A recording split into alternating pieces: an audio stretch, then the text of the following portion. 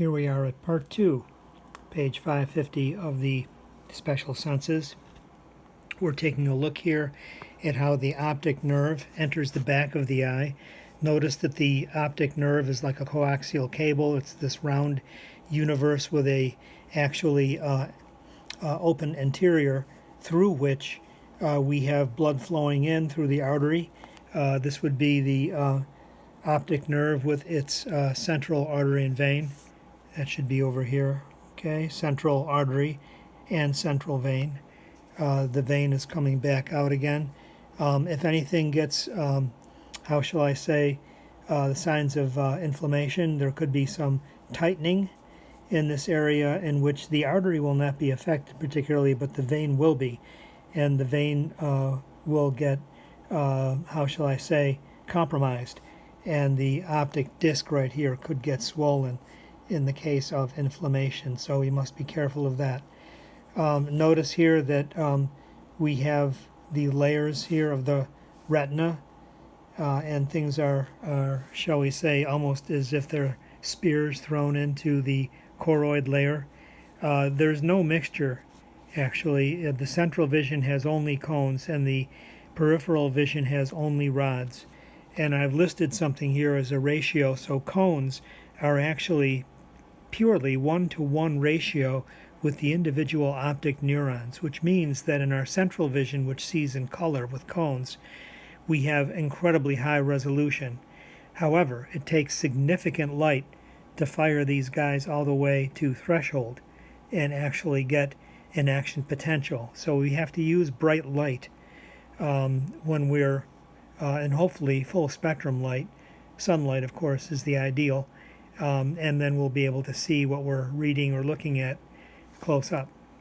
The rods are actually arranged in a 100 to 200 unit grouping. So 1 or 200 rods to every individual optic neuron, which means they're collecting quite a bit of generator potential from very little light actually has to reach them. And so they can fire off very easily. They're extremely sensitive. And so, and they work in groups. If you were to look at the night sky at a faint star, if you look directly at it with your cones and your central vision, it might go away. You might not see it. It just turns to black sky. And if you look next to it and start to use your peripheral vision and rods, it comes back into view, the faintest of stars. Okay, so now we're imagining that we're looking at a right eye. Here we're looking through the dilated pupil at the fundus, or the back of the eye. Here's the retina now. This area right through here is called the macula, the center of which is the fovea centralis, where we're actually focusing on things. So this is our area of cones. Everything else here is going to be peripheral vision. It's going to be rods, except for right here is where the optic nerve enters the back of the eye. And we have a little disc right there. And right now it's reflecting light. As we look through our ophthalmoscope into our patient's eye, our patient is right here, and this is their right eye, and we're off to the right lateral of our patient, and we're looking diagonally toward their nose slightly at the back of the eye. Right, so we're not looking directly back, which is to say we would be in their direct vision if we did that. We're coming from a slight angle and looking this way, and that affords us a view here. This is a blind spot, so it's not in the central part of the retina. On the left eye, of course, it's coming this way. Right, so it just means that based on the mapping topography of the eye, we're not going to get blind spots in our vision. Okay, so that's our situation. We can look carefully here and see that the vasculature is intact. Right, so we have nice vasculature, just the way you like it. Then we have the pressures that come from the liquid filling of the eye. And we're going to be having little capillaries right here, and little capillaries that are referred to as the ciliary processes. It's a part of the ciliary body. It has a muscle. It has capillary processes. Transidating fluid called the aqueous humor Isn't it listed here? No, yes it is. The aqueous humor is the liquid here. It enters here behind the iris into this little chamber right here called the posterior chamber. It percolates through the pupil, comes down into the anterior chamber, fills the chamber, and then exits to a venous scleral sinus, referred to as the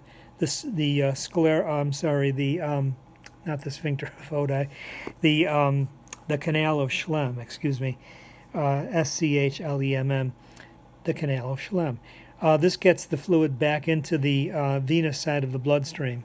So we're starting on the capillary or arterial side through the capillaries. We're producing this aqueous humor. We're maintaining a certain amount of pressure here, not very much, maybe 10 or 12 millimeters of pressure. And so then we come back out through this way. You start to see 25 or 30 millimeters of pressure. That's considered glaucoma. Need to be careful of that.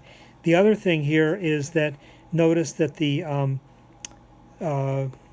lens, is pulled in a slightly flat position. The lens wants to be round. When this is made by the body, it in its most relaxed position, it would be perfectly round. Okay, so that's the deal, and we're pulling on it in order to see at a distance. Okay, and the distance that we see in a relaxed state is 20 feet away, 20 feet or beyond. Okay, and so that's what we're supposed to be looking at, presumably. See that tree over there, 20 feet away? Got that nice papaya hanging on it? That's for us, right? So that's the ideal situation, and then we walk up and we take a closer look and we peel it and eat it, just the way you like that. Okay, but we don't spend a great deal of time in the wild, shall we say, looking at things closer than 20 feet away. However, in modern times, in civilization, we do. And so we have to actually relax these suspensory ligaments here. This is the ciliary zonule, or suspensory ligaments. How do we do that? We do that by relaxing these muscles. Contracting these muscles. We actually have to shorten these muscles. Think about it. The suspensory ligaments are hooked up over here. And the only way to get here to relax is to contract the muscle. Who are these? The ciliary muscles. Do we have to contract it a lot? Yeah, we have to contract it a lot to see 18 or 20 inches in front of us, which is what we use to looking at books and for screens and things like that. Okay, so that means that a significant part of our day, maybe all of our day, is looking at things less than 20 feet away, so we're always using a little bit of muscle tone right here, and it could lead to twitches or tired eyes or things like that, so something to keep in mind. Okay, then we move on over to this next view here. We're using 3 different colored cones, or cones that are sensitive to 3 different parts of the visual spectrum.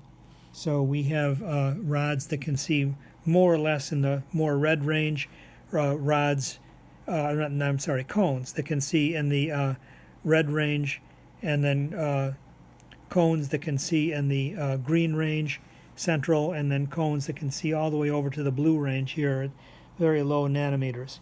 And then we have rods that are sort of in the middle. We just use a single color code for that. Okay, and then the next detail we consider here is this is the emmetropic eye.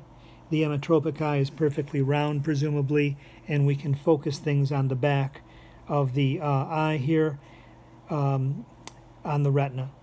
And the emmetropic eye, spelled emmetropic, is going to be having good vision at 20 feet away. We call that 20/20. Everything is compared to that eye. So a long eye like this is considered myopic. This person is nearsighted. They can work to see things that are close but not very far away. And so we need to have a special kind of lens here like this to diverge the rays in order for them to focus here. Over here we have the opposite situation with farsightedness, hyperopia. We need this type of lens to bring the focus right here.